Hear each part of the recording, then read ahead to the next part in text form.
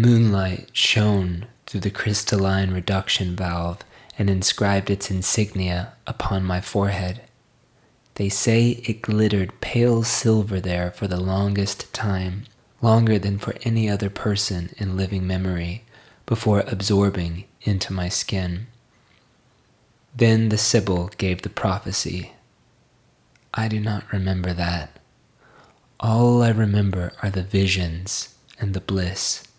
I was now, finally, a knower of the mysteries.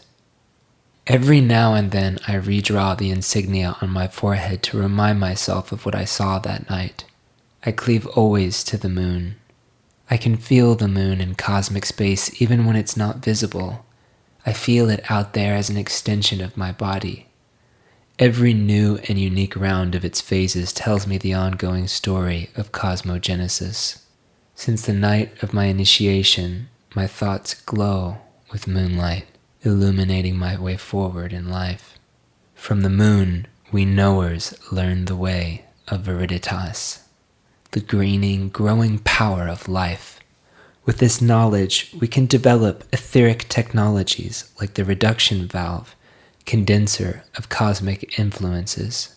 Our village, Ashura, is kept fertile and alive thanks to the massive, airborne web of crystalline reduction valves that we knowers are responsible for raising up and unfurling at sunset. This web is also Ashura. Ashura is the moonlight, and the village is Ashura.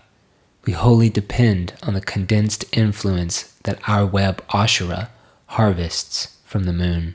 Knowers are entrusted with watching over the web at night, from the periphery of the village. On the nights of my shift, once I am sure everyone is asleep, I take my levitator up to the center of the web, the navel of Ashura, and bask there in the moon's outpouring influence. Intoxicating.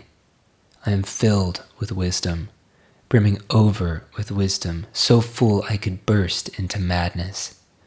My forehead burns with bliss as the moon reminds me of deepest mysteries.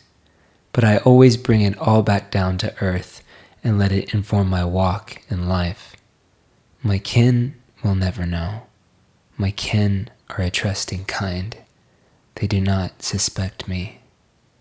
One night, after visiting the navel, I touched down to my lookout on the periphery only to find a fellow knower waiting for me, Agus, her otherwise pensive face looking grave. My heart sinks. I unshell my levitator, and she cuts in immediately. Our web Ashura has gone silent. You're needed immediately. We need your power. Come with me. I freeze in response, my heart pounding wildly. Is it my fault? But she doesn't hear me because my helmet is still on, my mic muted. I pull it off. Yes, of course, I stutter as I trip out of my levitator and climb into hers. As we beam back to the center of the village, I look up to the moon, full on this night, and seek guidance.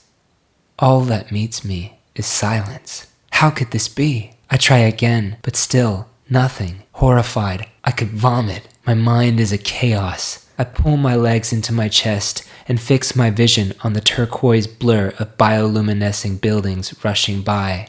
What has become of my vision? We arrive at the steps of the temple to find a crowd of fellow knowers huddling inside. We file in behind them. The circular hall is cacophonous and dimly lit by the violet ether sphere glowing in the center. The shadows dance with the flicker of iridescent robes and cast their play wickedly across the walls. My mind is still a chaos. I feel sick and try to keep my head low as Agus pulls me down the steps toward the center of the hall. Just as we reach it, the full moon begins to edge over the oculus and fill the hall with its light. Slowly, the violet ether sphere pales to a luminous white, to moonlight.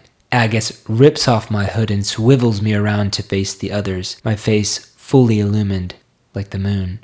It was him, says Agus. He's been visiting the navel during his shifts. Volcanus would not do such a thing, cried the hushed voice of Gurna somewhere in the crowd. Oh, but he has, insists Agus. I was suspicious and broke code to scry his mind. He has been doing this since his initiation, and now our Ashra has gone silent. The welfare of our village is in jeopardy. The crowd gapes into silence, swallowing me with condemnation. Just as the moonlight reaches my forehead, a voice breaks out of the darkness. Look! The insignia! I know the insignia by heart, and with confused terror feel its shape like a searing wound rising from my skull to the surface of my forehead. I buckle over the ether sphere in agony as the pain mounts and more gasps resound across the hall in sympathy.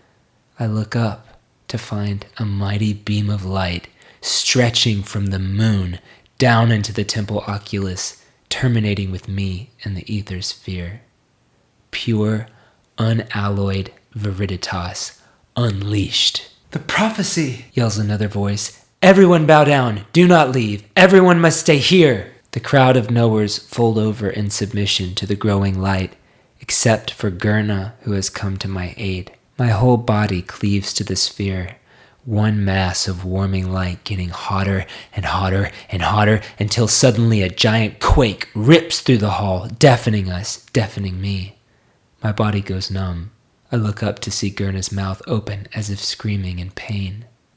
I can't hear anything but my thoughts. The entire hall trembles as the growing light blots out all in sight, enveloping all in primordial silence. Before surrendering to the prophecy, I think a prayer for Blessed Gurna. May she be wrapped in viriditas. May Ashura guide her.